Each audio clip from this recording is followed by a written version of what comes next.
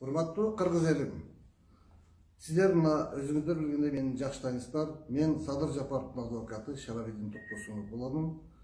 8 жылдан бери мен Садыр Жапаровдун чындыгын талашып, Садыр Жапаровдун таламын талашып, адвокаттык иштеримди жана өзүмүн бардык колуман келген аракеттерди жумшап күрөшүп келемин.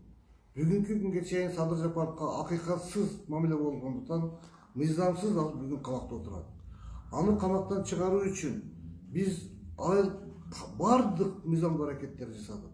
Бирок чыгарууга мүмкүнчүлүк болгон жок. Бүгүнкү күндө Мекенчил партиясы Садыр Жапаровду чыгаруу үчүн парламентке аттандык дейт.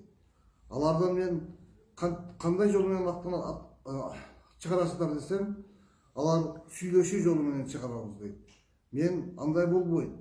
Биз укуктук мамлекет болгондон кийин Садыр Жапаровду парламентке барып, мыйзам жолунда чыгарууга мүмкүнчүлүгүбүз бар деп айттым.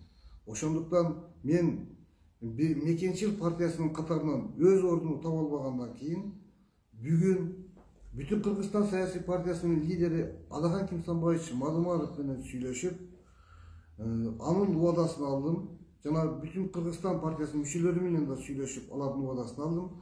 Алар эгер Кудай буйруп парламентке барып калчу болсок, Садыр Жапаровду чыгаруу боюнча менин көтөргөн бардык маселелеримди, мен жазган бардык мыйзамдарды колдоп берерин жана мени менен кошо чогуу аракет жасаларын айтышты.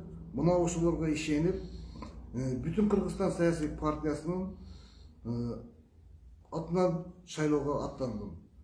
Бул жерде дагы айтып кое турган нерсе, биз сүйлөштүк. Мен ошол бүтүн Кыргызстан саясий партиясынын тизмесинен 1-ден 15-тизмеге чейинки тизмеде барамын.